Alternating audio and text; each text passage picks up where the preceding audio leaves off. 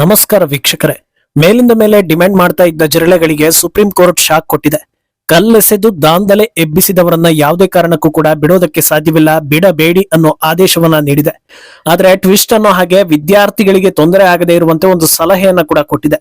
ಅಲ್ಲಿಗೆ ಜಿರಳೆಗಳಾಗ್ಲಿ ಅಥವಾ ಅದರ ಬೆನ್ನಿಗೆ ನಿಂತಿರೋ ಹೆಗ್ಗಣಗಳಾಗ್ಲಿ ತಿಪ್ಪರ್ಲಾಗ ಹಾಕಿದ್ರು ದುಷ್ಕರ್ಮಿಗಳನ್ನ ಬಚಾವ್ ಮಾಡೋದಕ್ಕೆ ಸಾಧ್ಯವಿಲ್ಲ ಅನ್ನೋದು ಕ್ಲಿಯರ್ ಆಗ್ತಾ ಇದೆ. ಸುಪ್ರೀಂ ಕೋರ್ಟ್ ಆದೇಶದ ಬೆನ್ನಲ್ಲೇ ಪ್ರಮುಖ ಜಿರಳೆ ಸೌರವ್ ಮಾತನಾಡಿದ್ದು, ಬಿದ್ದರೂ ಮೀಸೆ ಮಣ್ಣಾಗ್ಲಿಲ್ಲ ಅನ್ನೋ ರೀತಿಯ ಸ್ಟೇಟ್ಮೆಂಟ್ ಕೊಟ್ಟಿದ್ದಾನೆ. ಆದ್ರೆ ಆತ ಯಾವ ರೀತಿ ಟ್ರ್ಯಾಪ್ ಆದ ಅನ್ನೋದು ಸೋಷಿಯಲ್ ಮೀಡಿಯಾಗಳಲ್ಲಿ ಸಿಕ್ಕಾಪಟ್ಟೆ ವೈರಲ್ ಆಗ್ತಾ ಇದೆ. ಇನ್ನೊಂದೆಡೆ ಪಂಜಾಬ್ ಸರ್ಕಾರಕ್ಕೆ ಕೇಜ್ರಿವಾಲ್ರ ಮಾಜಿ ಮಿತ್ರರು ಶಾಕ್ ಕೊಡ್ತಾ ಇದ್ದಾರೆ, ಸ್ಫೋಟಕ ವಿಚಾರಗಳನ್ನ ಬಿಚ್ಚಿಡ್ತಾ ಇದ್ದಾರೆ. ಇದೆಲ್ಲವನ್ನ ಒನ್ ಬೈ ಒನ್ ವಿವರಿಸ್ತಾ ಹೋಗ್ತೀವಿ. ಈ ವಿಡಿಯೋವನ್ನ ತಪ್ಪದೆ ಕೊನೆ ತನಕ ನೋಡಿ. ಅದಕ್ಕೂ ಮುನ್ನ ಮೀಡಿಯಾ ಮಾನ್ಸ್ಟರ್ ಚಾನೆಲ್ ಅನ್ನ ತಪ್ಪದೆ ಸಬ್ಸ್ಕ್ರೈಬ್ ಮಾಡಿ. ಎಸ್, ಬದಲಾವಣೆ ಅನ್ನೋದು ಯಾವ ಹೊತ್ತಲ್ಲಿ ಬೇಕಾದ್ರೂ ಬರ್ಬೋದು, ಯಾರಿಂದ ಬೇಕಾದ್ರೂ ಬರ್ಬೋದು ಅನ್ನೋದು ವಾಸ್ತವ. ಅದಕ್ಕೆ ಸಾಕಷ್ಟು ಉದಾಹರಣೆಗಳಿವೆ. ಆದ್ರೆ ಯಾವುದೇ ರೀತಿ ಬದಲಾವಣೆ ಬರಬೇಕು ಅಂದ್ರೆ ಅಲ್ಲಿ ಪ್ರಮುಖ ಪಾತ್ರ ವಹಿಸೋದು ಜನರು. ಯಾಕಂದ್ರೆ ಅವರೇ ಡಿಸೈಡರ್ಸ್. 12 ವರ್ಷಗಳಿಂದ ಕೇಂದ್ರದಲ್ಲಿ ಗಟ್ಟಿಯಾಗಿ ಕೂತಿರೋ ಮೋದಿ ಸರ್ಕಾರವನ್ನ ಅಲ್ಲಾಡಿಸೋದಕ್ಕೆ ಸೋ ಕಾಲ್ಡ್ ಹಳೆ ಹುಲಿಗಳು, ರಾಜಕೀಯ ಲೆಜೆಂಡ್ಗಳ ಕೈಯಲ್ಲೇ ಆಗ್ತಾ ಇಲ್ಲ. ಅಂತದ್ರಲ್ಲಿ ಇನ್ನೂ ಸರಿಯಾಗಿ ರಿಜಿಸ್ಟರ್ ಆಗಿದೆಯೋ ಇಲ್ವೋ ಅನ್ನೋ ಬಗ್ಗೆ ಕ್ಲಾರಿಟಿಯೇ ಇಲ್ಲದ ಒಂದು ಪಕ್ಷ, ಅದರಲ್ಲೂ ರಾಜಕೀಯ ಅನುಭವವೇ ಇಲ್ಲದವರು ಶೇಕ್ ಮಾಡ್ತಾರೆ ಅಂದ್ರೆ ನಂಬೋದಕ್ಕೆ ಸಾಧ್ಯನಾ? ಆಯ್ತು ನೀವ್ ಹೇಳ್ದಂಗೆ ಆಗ್ಲಿ ಅಂತ ಸರ್ಕಾರ ಬೆಂಡಾದಾಗ್ಲೇ ಕೊನೆ ಪಕ್ಷ ಡೌಟ್ ಆದ್ರೂ ಬರ್ಬೇಕಿತ್ತು, ಬೇರೆ ಏನೋ ಪ್ಲಾನ್ ರೆಡಿ ಇದೆ ಅಂತ. ಆದ್ರೆ ಗೆದ್ದೇ ಬಿಟ್ವಿ ಅನ್ನೋ ಖುಷಿಯಲ್ಲಿ ಇರುವವರನ್ನ ಅವರ ಪಾಡಿಗೆ ಬಿಟ್ಟು ಏನು ಮಾಡ್ಬೇಕು ಆ ಕೆಲಸ ಕೇಂದ್ರ ಸರ್ಕಾರದ ಕಡೆಯಿಂದ ಆಗ್ತಾನೆ ಇದೆ. ಮೋದಿಯನ್ನ ಬಗ್ಗಿಸಿದ್ವಿ, ಧರ್ಮೇಂದ್ರ ಪ್ರಧಾನರನ್ನ ಕೆಳಗಿಳಿಸಿದ್ವಿ ಅನ್ನೋ ಜೋಶ್ನಲ್ಲಿದ್ದವರಿಗೆ ಕೋರ್ಟ್ ಅನ್ನೋ ನ್ಯಾಯಾಂಗ ವ್ಯವಸ್ಥೆಯ ಬಗ್ಗೆ ಮರೆತು ಹೋಗಿತ್ತು ಅನ್ಸುತ್ತೆ. ಕಲ್ಲೆಸೆದು ಪೊಲೀಸರನ್ನ ಗಾಯಗೊಳಿಸಿರೋ ದುಷ್ಕರ್ಮಿಗಳನ್ನ ಏನ್ ಮಾಡ್ಬೇಕು ಅನ್ನೋ ಬಗ್ಗೆ ಸುಪ್ರೀಂ ಕೋರ್ಟ್ ನಲ್ಲಿ ವಿಚಾರಣೆ ನಡೆದಿದೆ. ಅಲ್ಲಿ ಸಿಜೆಐ ಸೂರ್ಯಕಾಂತ್ ಕಾನೂನನ್ನ ಕೈಗೆ ತೆಗೆದುಕೊಂಡಿರೋ ಯಾರೊಬ್ಬರನ್ನು ಬಿಡೋ ಹಾಗಿಲ್ಲ ಅನ್ನೋ ಖಡಕ್ ಆದೇಶವನ್ನ ಕೊಟ್ಟಿದ್ದಾರೆ. ಇದನ್ನ ಇಂಡಿಪೆಂಡೆಂಟ್ ಆಗಿ ತನಿಖೆ ಮಾಡೋದಕ್ಕೆ ಸೂಚಿಸಲಾಗಿದ್ದು, ಹೊಸ ಹೈ ಲೆವೆಲ್ ಕಮಿಟಿ ರಚಿಸೋದಕ್ಕೆ ಆದೇಶ ನೀಡಲಾಗಿದೆ. ಇವರನ್ನೆಲ್ಲ ಹೀಗೆ ಬಿಡೋದ್ರಿಂದ ನಾವು ಸಮಾಜಕ್ಕೆ ನೀಡೋ ಸಂದೇಶವಾದ್ರೂ ಏನು?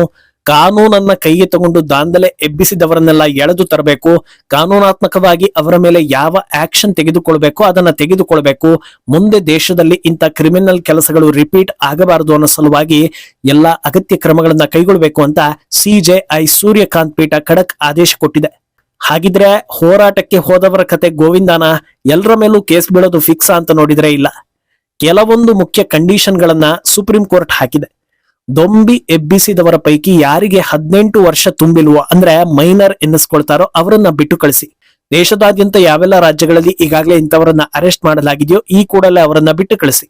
ಆದ್ರೆ ಯಾರಿಗೆ ಕ್ರಿಮಿನಲ್ ಬ್ಯಾಕ್ ಗ್ರೌಂಡ್ ಇದೆಯೋ, ಈ ಹಿಂದೆಯೂ ಈ ರೀತಿ ಗಲಭೆ ಸೇರಿದಂತೆ ಬೇರೆ ಬೇರೆ ಚಟುವಟಿಕೆಗಳಲ್ಲಿ ಭಾಗಿಯಾಗಿದ್ದಾರೋ ಅವರನ್ನ ಯಾವುದೇ ಕಾರಣಕ್ಕೂ ಬಿಡಬೇಡಿ ಅಂತ ಹೇಳಿದೆ.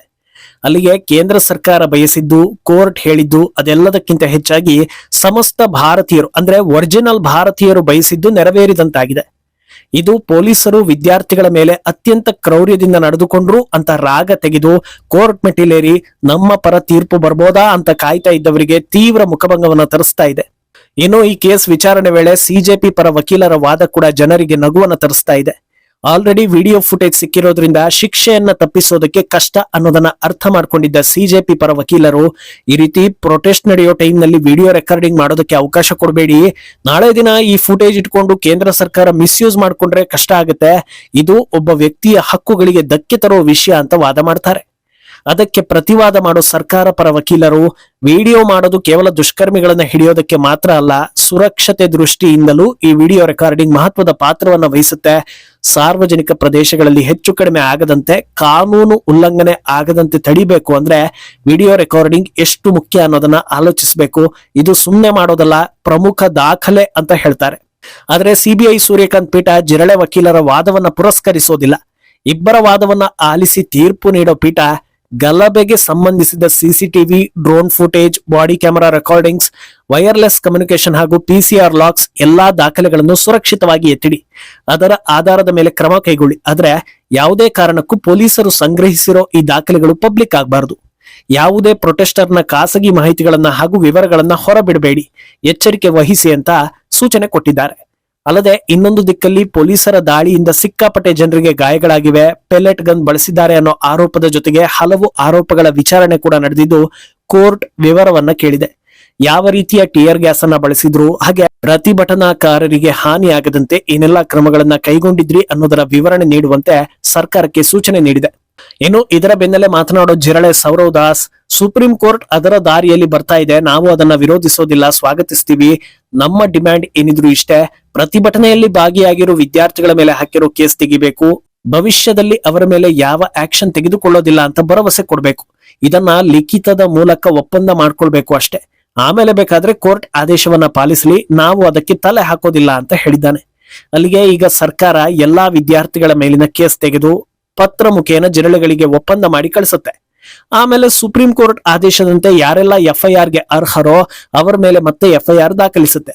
ಬಿಹಾರ ಹಾಗೂ ಅಸ್ಸಾಂನಲ್ಲಿ ಎಲ್ಲಾ ಪ್ರತಿಭಟನಾಕಾರರ ಮೇಲೆ ದಾಖಲಾಗಿದ್ದ ಕೇಸನ್ನ ಬೇಷರತ್ತಾಗಿ ತೆಗೆದುಹಾಕಿ ಜಿರಳೆಗಳಿಗೆ ಲೆಟರ್ ಕೊಟ್ಟಾಗ್ಲೇ ಎಲ್ರಿಗೂ ಅಚ್ಚರಿ ಆಗಿತ್ತು.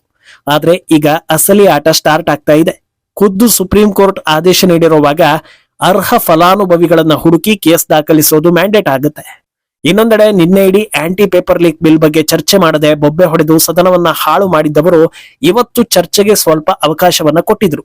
ವಿಪಕ್ಷದಲ್ಲಿ ಘಟಾನುಘಟಿ ಅಂತ ಗುರುತಿಸಿಕೊಂಡಿದ್ದವರೆಲ್ಲ ಮಾತನಾಡಿದ್ರು. ಈ ಪೈಕಿ ಅಖಿಲೇಶ್ ಪ್ರಧಾನಿ ಮೋದಿಯನ್ನ ಬಚಾವ್ ಮಾಡೋದಕ್ಕೆ ಪ್ರಧಾನರನ್ನ ರಾಜೀನಾಮೆ ಕೊಡಿಸಿದ್ರು ಅಂತ ಟೀಕಿಸಿದ್ರು. ಪೀಸ್ ಆಗಿರೋ ತೃಣಮೂಲದಲ್ಲಿ ಅಭಿಷೇಕ್ ಬ್ಯಾನರ್ಜಿ ಏನೋ ಹೇಳೋದಕ್ಕೆ ಹೋದಾಗ ಮಹುವಾ ಮೈತ್ರ ಕೂಗಾಡಿ ಕಿರುಚಾಡಿ ಎಲ್ಲರನ್ನೂ ಡಿಸ್ಟರ್ಬ್ ಮಾಡಿದ್ರು.